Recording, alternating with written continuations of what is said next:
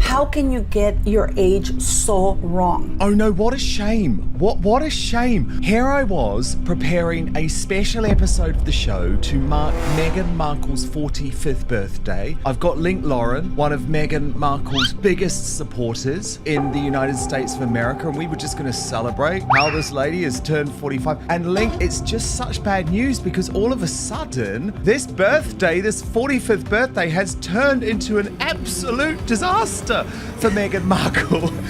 Why are we still here? Just to suffer? Many people out there have been speculating on that Meghan Markle has lied about her age. Is she actually older? The moment the candles lit up that birthday cake, the entire narrative cracked. 45. That was the number printed, posted, celebrated across both sides of the Atlantic without hesitation. But within hours, just hours, the comments exploded, timelines were pulled apart, and thousands of eyes began doing the one thing nobody inside the story seemed willing to do. I'm going to quote Tom Bauer by saying, he said, look, we all laughed at Samantha and she was right. And everything she said has come true. Count backwards. And suddenly, the number didn't sit still anymore. It shifted. It resisted. It refused to behave like a simple fact. Meghan was born, and she was born as a C-section, so she was put in my arm. I was the first person to hold her. Her little hand went around my fingers like that. Because this wasn't just about a birthday, it was about a timeline that has never quite aligned with itself. Yesterday, the world was told she turned 45. That's the number on the cake, the number in the caption, the number repeated across headlines like a rehearsed script. But beneath those polished posts, something far less controlled was happening. Thousands of people began reconstructing the past in real time, and what they found didn't match the official version. Because every August, this happens. Every year, the same quiet rebellion against the timeline. But this time, something shifted. This time, the questions weren't just louder, they were sharper. For years, the public has been interrogating the wrong witnesses.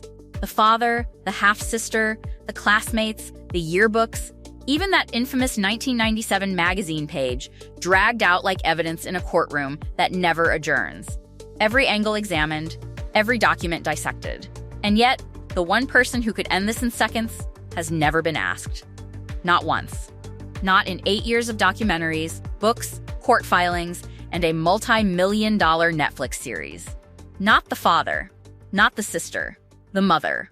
Because on the 4th of August 1981, inside West Park Hospital in Canoga Park, in the San Fernando Valley, there was only one person in that room who didn't need records, archives, or reconstructed memory.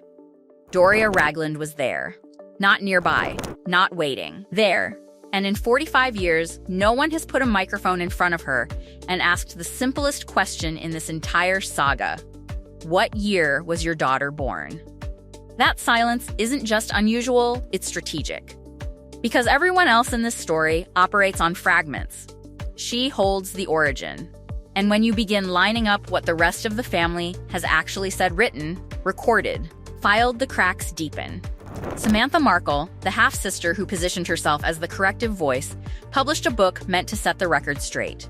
In it, she describes the arrival, the symbolism, the family moment, and then quietly drops a date, August 31st, 1981. Not the 4th. The 31st. 27 days off.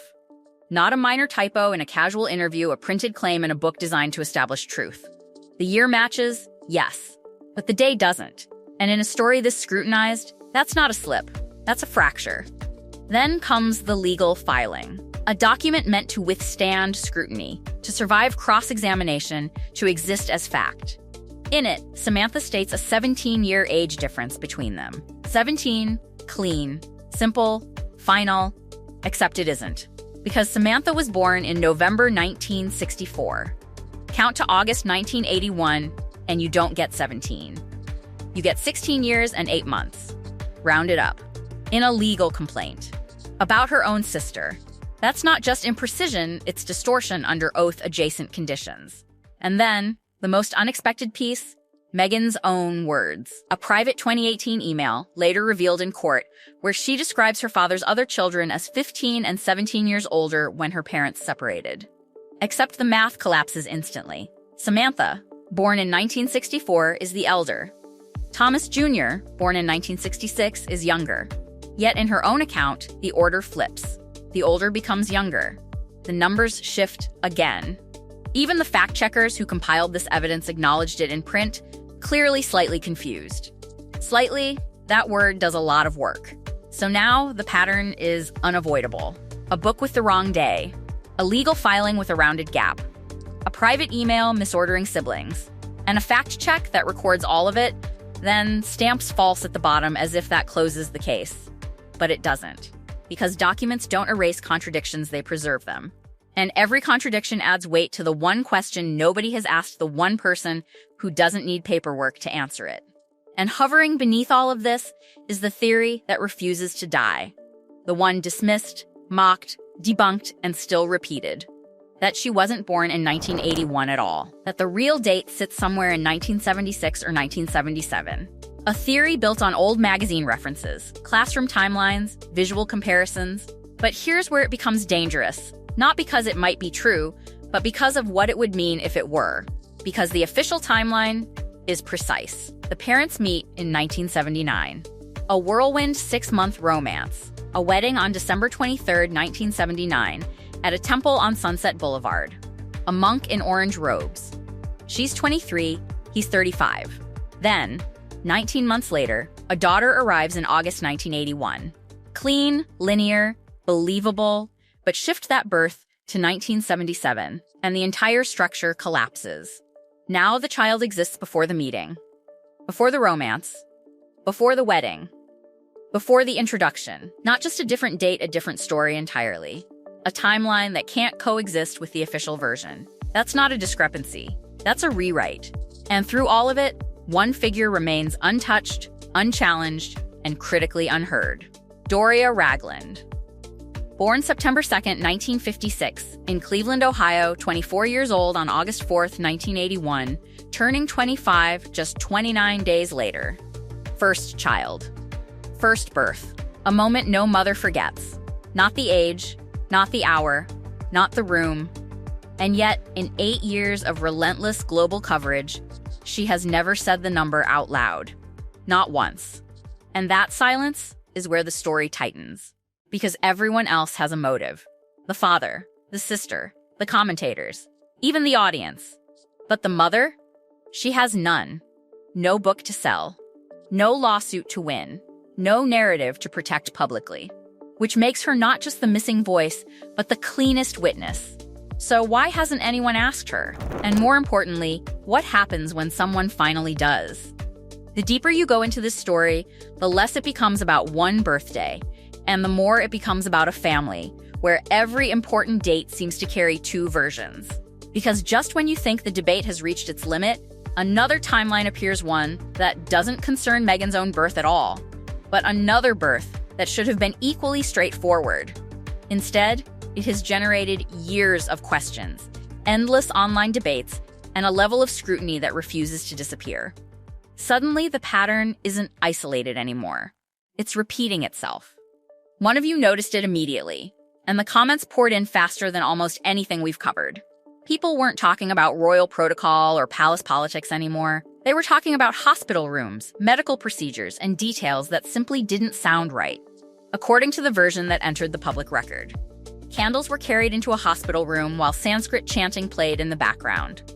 A photograph of Princess Diana reportedly sat nearby. There were supposedly 2 epidurals.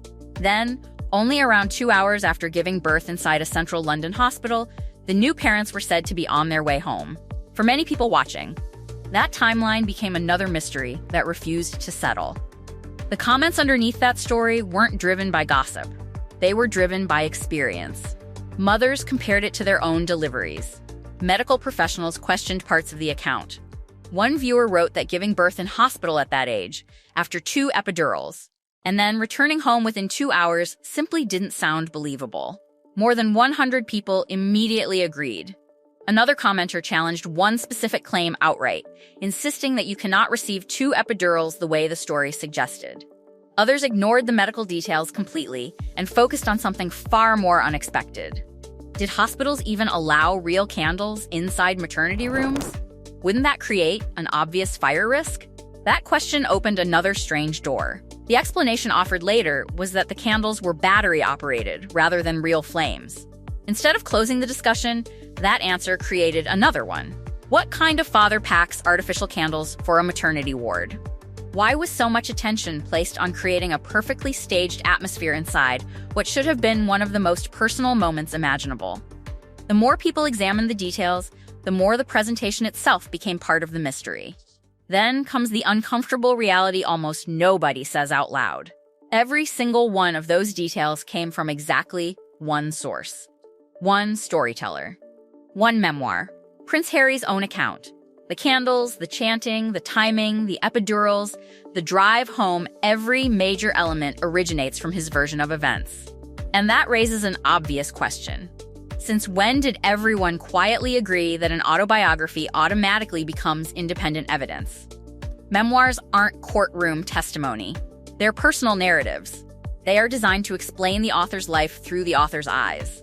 That matters even more, because this is the very same household where we've already watched factual inconsistencies emerge in writing. Earlier, we saw a private email confusing the ages of siblings. We saw a legal filing round numbers that no calculator supports.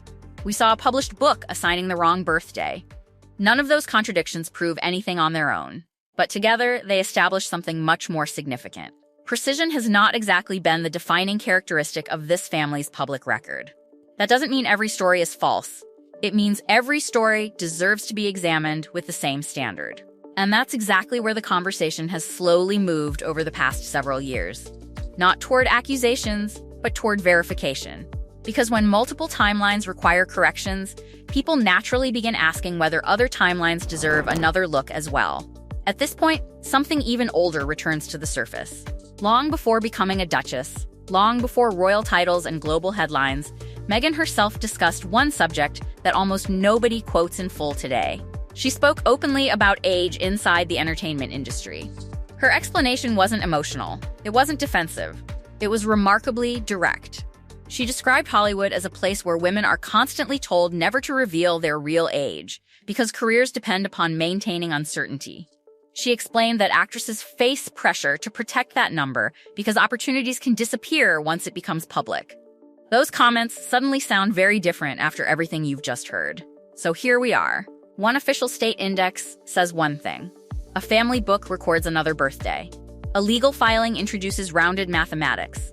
A private email confuses sibling ages. A decades-old magazine clipping continues circulating every summer without ever being fully explained or formally withdrawn. Another birth story introduces details that viewers continue debating years later. And through every one of those controversies, the woman standing closest to the beginning has remained almost completely silent. Perhaps that silence means absolutely nothing. Perhaps it reflects nothing more than a mother protecting her family's privacy after years of relentless public attention. Or perhaps the silence has survived because nobody has ever forced the conversation to begin. Because the moment someone finally places that single question directly before Doria Ragland, one of two things will happen. The entire debate could disappear in a matter of seconds with one clear answer from the only person who witnessed the beginning firsthand. Or that answer could introduce an entirely new chapter 1 that forces every existing timeline, every published account, and every long-standing assumption back under the microscope once again. And if that day ever comes, this story won't be ending. It will be starting all over again.